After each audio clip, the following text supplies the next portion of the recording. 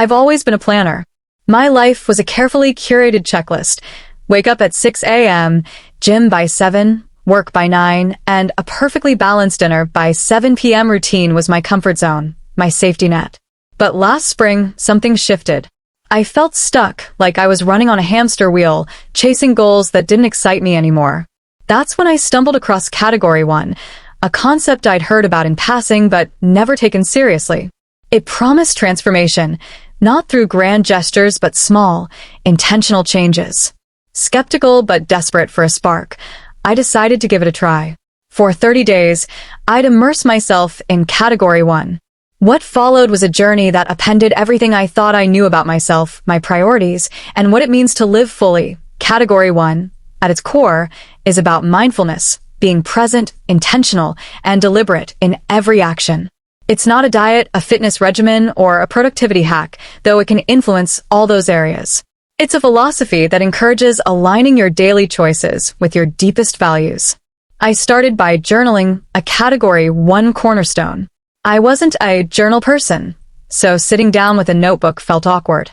The prompt was simple. What do you want from this day? I stared at the blank page for 10 minutes before scribbling. To feel alive. That was my first clue. I wasn't sure what alive even meant anymore. I set a goal to practice Category 1's principles daily. 5 minutes of journaling, a 10-minute mindfulness exercise, and one intentional act tied to my values. My first act was small. I called my mom, something I'd been too busy to do regularly. Hearing her voice, I realized how disconnected I'd become. That night, I went to bed feeling lighter, though I wasn't sure why. The first week was a roller coaster. Journaling got easier, but mindfulness was a struggle.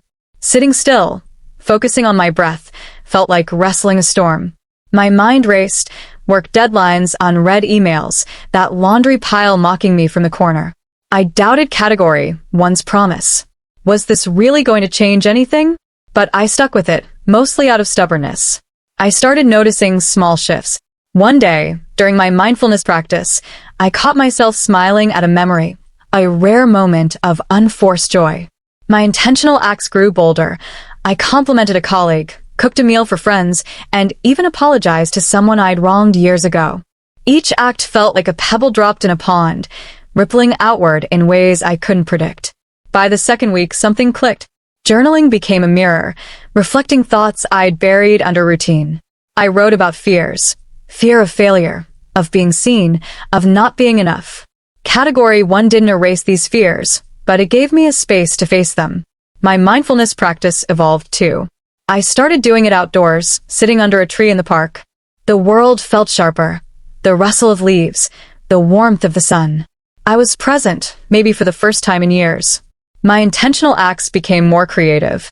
I volunteered at a local shelter, something I'd always meant to do, but never prioritized. The gratitude in a stranger's eyes when I handed them a meal, it hit me hard. I realized Category 1 wasn't just about me. It was about connection. I started seeing my life through a new lens. Work wasn't just a paycheck, it was a chance to create, to collaborate. Even mundane tasks like grocery shopping became opportunities to practice gratitude, thanking the cashier, noticing the colors of the produce. Midway through, I hit a wall. Life got messy, a work project imploded, my car broke down, and I caught a cold. Category 1 felt like a luxury I couldn't afford. I skipped journaling for 2 days, and my mindfulness practice dwindled to a rushed 2 minutes. But instead of quitting, I leaned in.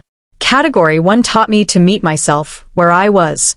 So, I journaled about the chaos, scribbling raw, unfiltered thoughts. It wasn't pretty, but it was honest. I started practicing mindfulness in smaller moments, while brushing my teeth, waiting at a red light.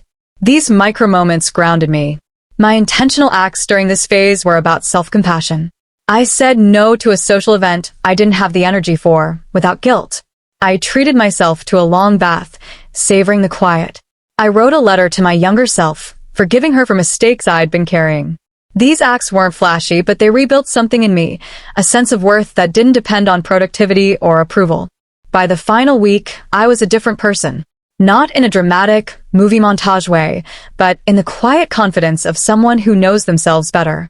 Journaling was now a habit, a sacred pause in my day.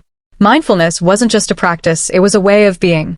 I noticed details I'd overlooked, the way my coffee smelled, the laughter of kids at the park. My intentional acts grew expansive. I mentored a younger colleague, started a community book club, and even took a solo hike, something I'd always been too scared to do. The biggest change was how I saw myself. I'd always defined myself by achievements, grades, promotions, likes on social media. Category 1 showed me that life isn't a checklist. It's a series of moments, each one a chance to live with intention. I stopped rushing through days to get to the next goal. I started savoring the now. When the 30 days ended, I didn't stop. Category 1 wasn't a quick fix. It was a new way of living. My relationships deepened because I listened more, reacted less. Work felt less like a grind and more like a purpose. Even my health improved. I slept better, ate mindfully, and moved my body because it felt good, not because I should. Looking back, I realized Category 1 didn't change my life by adding anything new. It stripped away the noise, the autopilot, the need to perform. It taught me that transformation doesn't require a grand overhaul, just small, deliberate steps toward a life that feels true. I thought I knew what alive meant on day one. Now I know it's the courage to show up, fully, for every moment. If you're feeling stuck, I challenge you to try Category 1 for 30 days. It's not about perfection, it's about presence. You might just find, like I did, that everything you thought you knew about yourself was only the beginning.